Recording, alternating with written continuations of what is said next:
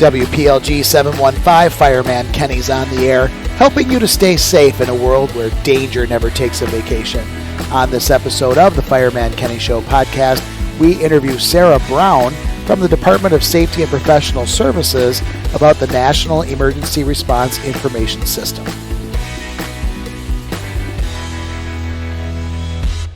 Welcome back to all 12 of our loyal listeners. Yes, somehow, some way, we lost a follower on Spotify and are now down to only 12 loyal listeners. Be sure to like, follow, and subscribe to the Fireman Kenny Show podcast on Spotify, Apple Podcasts, YouTube, or whatever platform you're listening to the show. The National Fire Incident Reporting System, also known as NFIRS, was established in 1973 to help gather information on the fire problem in the United States. Because the system was antiquated and not user-friendly, former U.S. Fire Administrator Dr. Moore-Merrill helped establish its replacement, the National Emergency Response Information System, otherwise known as NERIS. As the fire service transitions from NFIRS to NERIS, we interview Sarah Brown from the Department of Safety and Professional Services about the move and assistance available during the transition to Wisconsin fire departments. Before we begin the podcast, we would like to mention our sponsors. For over a century, the National Fire Sprinkler Association has been advocating for a stronger industry and a safer world by promoting fire sprinklers in model codes and legislation. Their mission is simple: to protect lives and property from fire through the widespread acceptance of the fire sprinkler concept. Be sure to follow the National Fire Sprinkler Association on Facebook, Twitter, and LinkedIn. You can visit the National Fire Sprinkler Association website, www.nfsa.org. We would also like to thank our friends at Fire Suppression Solutions, distributor of fire suppression products for the fire service and for home use. You can follow Fire Suppression Solutions on Facebook, Twitter, LinkedIn, and YouTube. Now a word from Fire Suppression Solutions. Fire can strike without warning, leaving you with precious little time to react. And if you are not prepared, the damage can be devastating to life and property. In the blink of an eye, your home or business could be on fire, with flames doubling in size every 30 seconds, leaving you helpless and unable to respond. Don't let this nightmare become a reality. That starts with being prepared.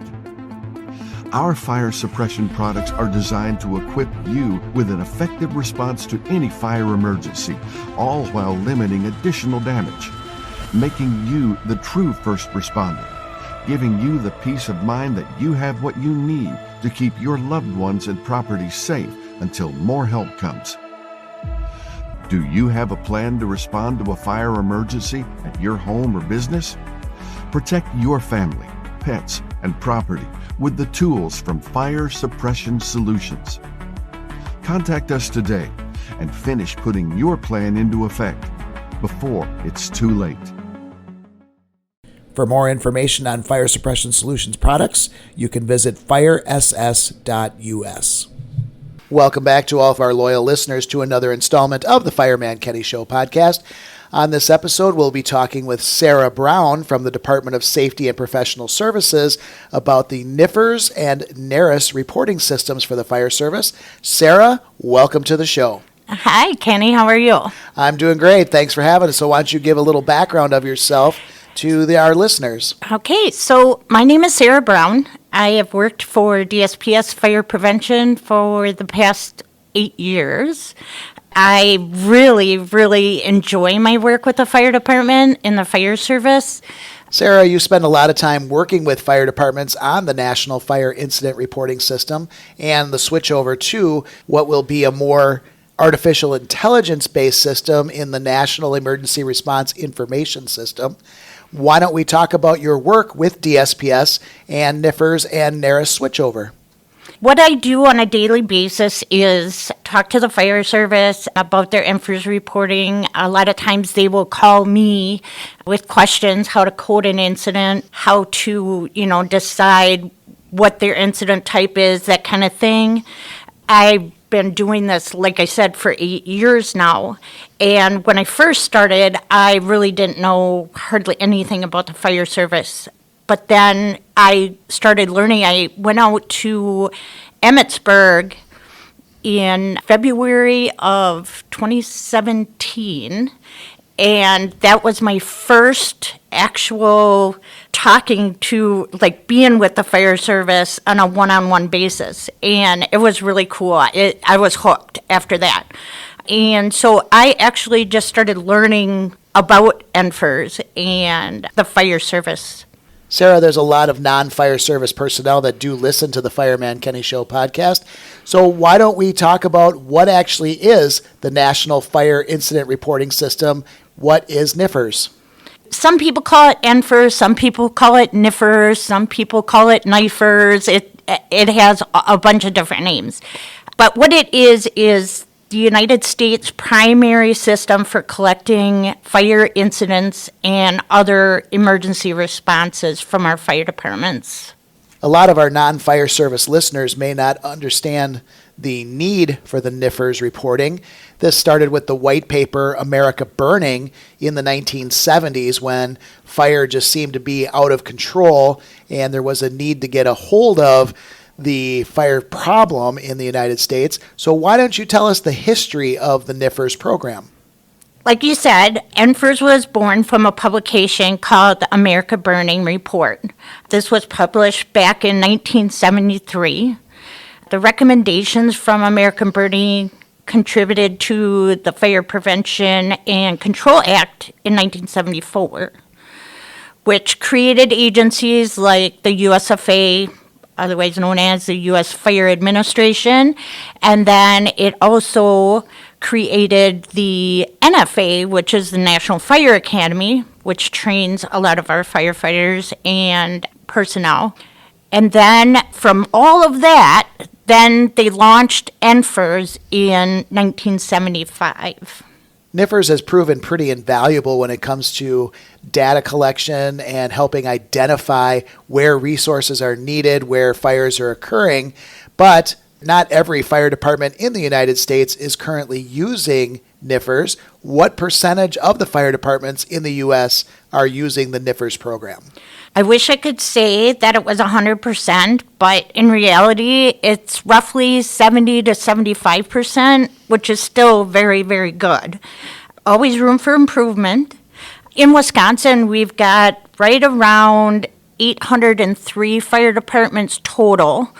And I usually get, last year the numbers were about 793, I think, fire departments that were reporting, which is outstanding. I mean, I am totally happy with that. We also do have fire departments in the state that are federal or tribal fire departments that are not required by the state to report to NFIRS, but we do have some of those, like the Appleton International Fire Department for the airport there.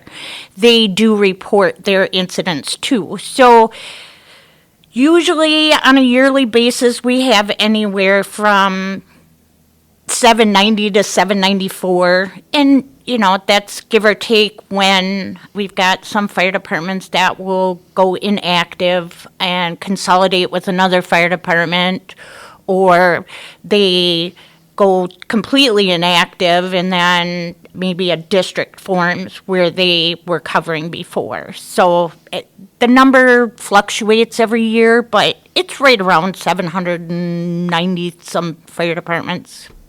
So, Sarah, I would think it would be safe to say that as far as Wisconsin fire departments go, any large fire department that has full-time firefighters on it is reporting to NFIRS, but would you say that it would be a small volunteer fire department that may only run 10 to 20 calls a year that would be the ones that are not reporting to NFIRS? That's fair to say. It's usually the smaller departments that don't report, and it might not be that they had calls and they just felt not to report them. They may just not have put in a no activity for the month.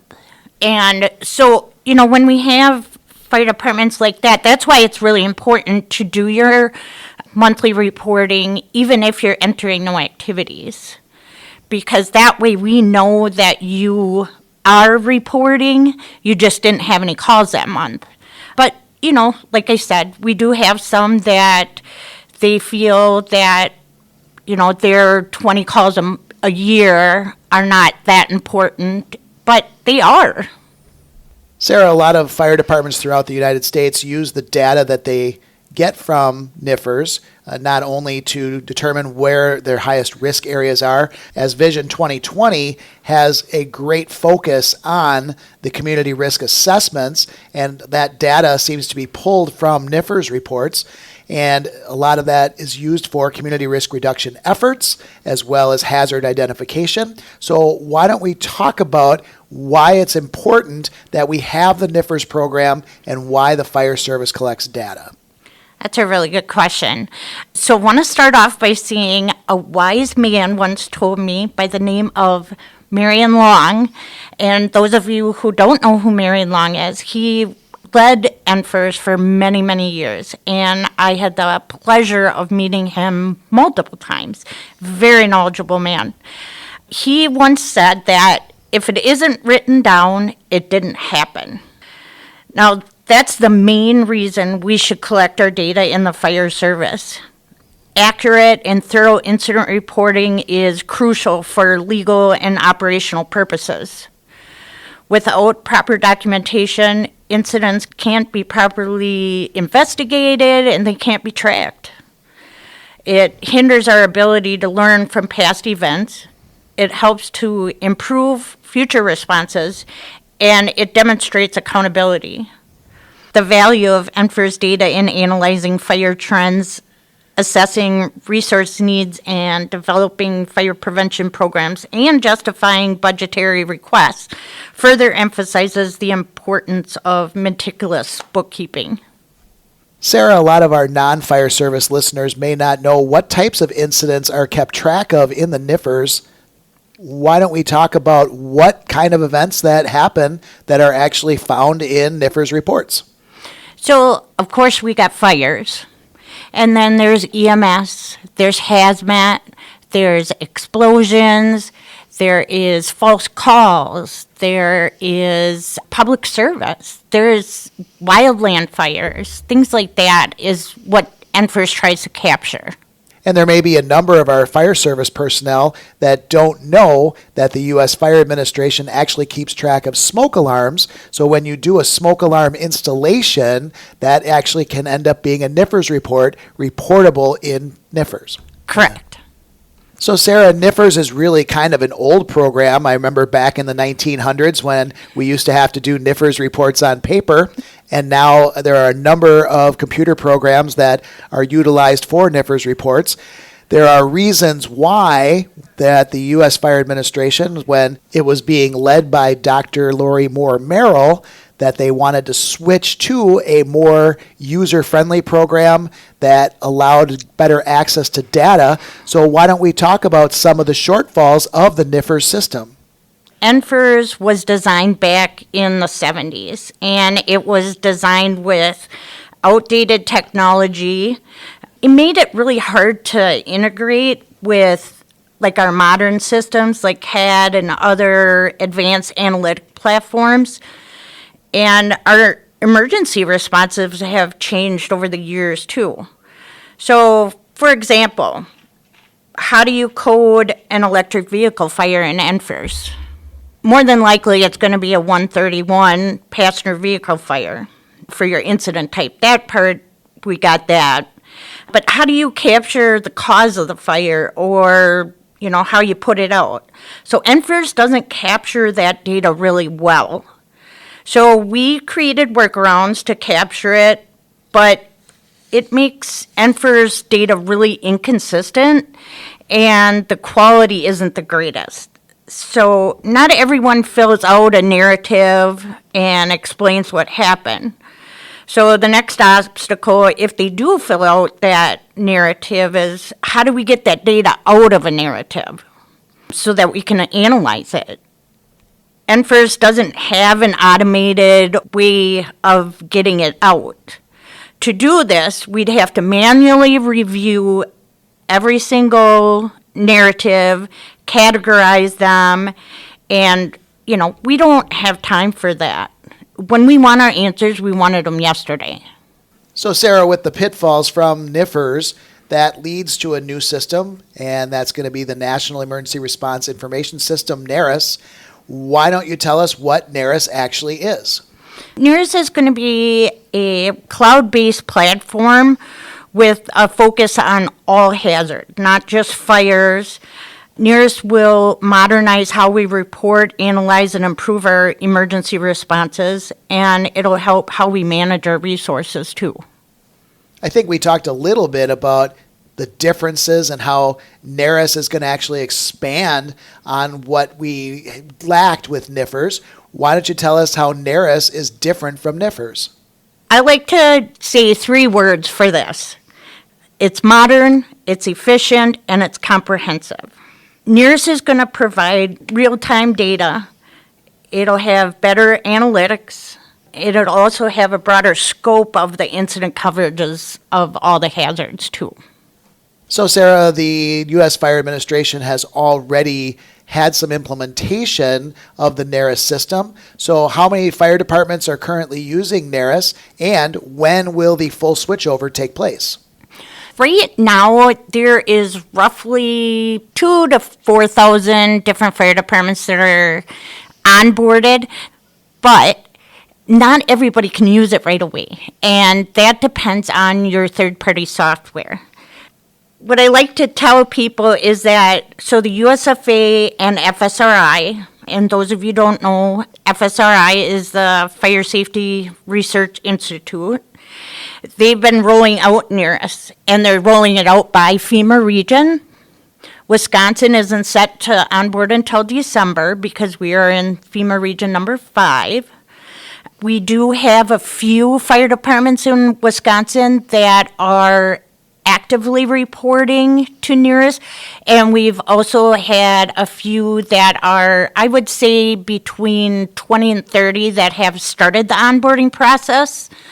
Onboarding is a 2-step process. The first step is, the easiest, creating your fire department and all your demographics and things like that. The second part is reporting. With the first step, most fire departments, when they are onboarding, if they already have like an RMS system, which would be like a third-party software, if they're using Elite or ESO or something like that, they're going to have most of that fire department demographics already in their software. So when they start their onboarding process, all they have to do is enter their code for their RMS system that they're using, and most of that will, what I say, it like floats over to NERIS, but the technical term is an API connection. But so, like I said, most of the time when fire departments are using the RMS, their demographics will go over. The people that are going to have to enter that stuff manually are going to be the people that are using the NERIS collection app, or what I call is direct entry. And those people, they're going to have most of that information, what's your address, what's your phone number, things like that. Probably the hardest thing for them is going to be getting their GIS information. I tell everybody, if you have any issues with this system, the help desk is great.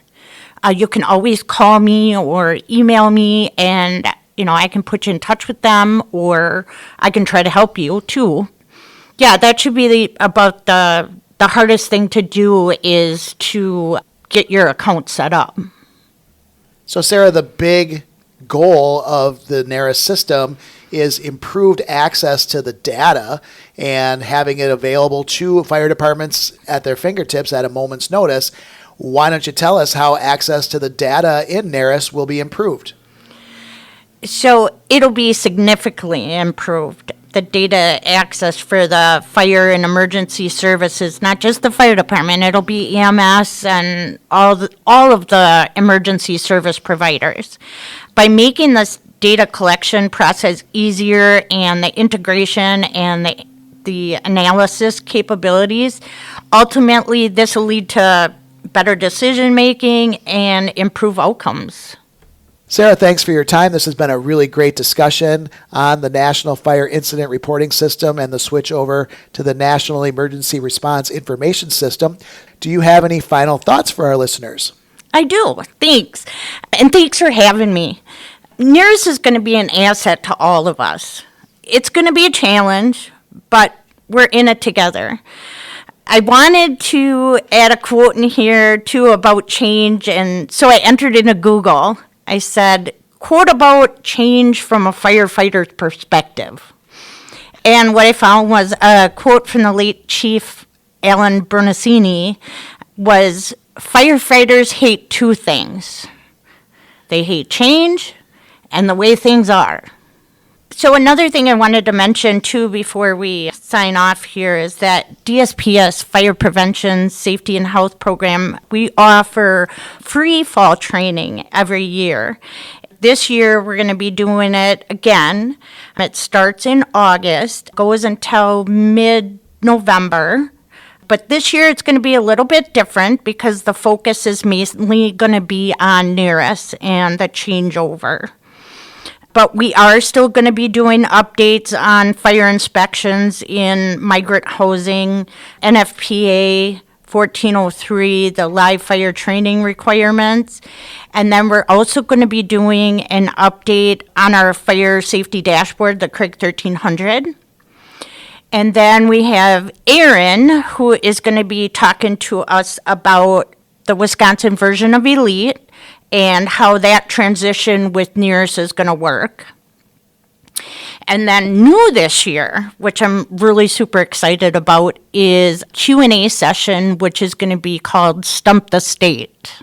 So people that are attending the training, they will be able to send in some questions prior, and then what we're going to do is we'll answer them during the training. I'm really excited about finding out what, the different kind of questions people are going to come up with.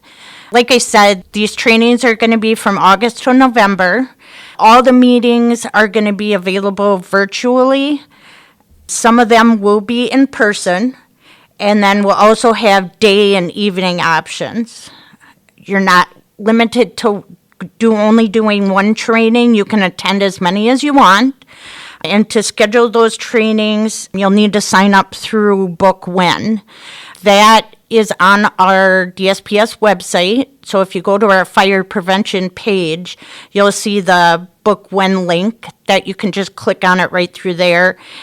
But, if you need assistance with signing up for the class or anything like that, you can reach out to me or the fire coordinator, and we can help you out with that. And then for your questions for the Stump the Seat segment, you can just go to our tech box, our fire tech box, and enter your questions in there, and then we will answer them at the training. And I just wanted to say, too, one final thing is that if you're a fire department and you would like to start onboarding early, you can just reach out to me. I'll give you a link that will take you to NERIS. You will start setting up, your main user, things like that. And then you'll add me as a fire admin, and you'll be set to go for December. And if you decide you want to wait until January 1st to start reporting, that's fine too. We would like to thank Sarah Brown from the Department of Safety and Professional Services for the interview about the transition from NFIRS to NERIS. For more information on NERIS, you can visit the U.S. Fire Administration website, usfa.fema.gov. Join us on our next episode when we talk with Mitch Sutter and Jeremy Schipper from the University of Wisconsin about Campus Fire Safety Month. WPLG 715, Fireman Kenny is returning to quarters. Working together with first responders throughout Southeast Wisconsin, you can help keep our communities safe. They answer the call to be there for you whenever needed. Sherwin Industries proudly salutes our first responders. Here's another important message on 1029 The Hog. I'm Lieutenant Ken Jankowski from the North Shore Fire Department. Fire departments across this great nation of ours respond to thousands of fires each year involving flammable and combustible liquids. These fires on average cause 450 deaths, over 4,000 injuries, and $1.5 billion in property damage each year. If you're thinking about having the occasional bonfire, remember to never use gasoline or any other flammable liquid to get those started. If you're out grilling and your charcoal is hot, never add lighter fluid. Whenever we need to fill our lawnmowers, leaf blowers, or weed eaters with gasoline, make sure that we do that when those engines are cool and in an open area. And lastly, if you need to store flammable liquids around your house, in your garage, or in your shed, always remember to use approved containers. 1029 The Hog and Sherwin Industries are proud to salute our first responders. Get more information and links to first responders throughout Southeast Wisconsin online now at 1029thehog.com.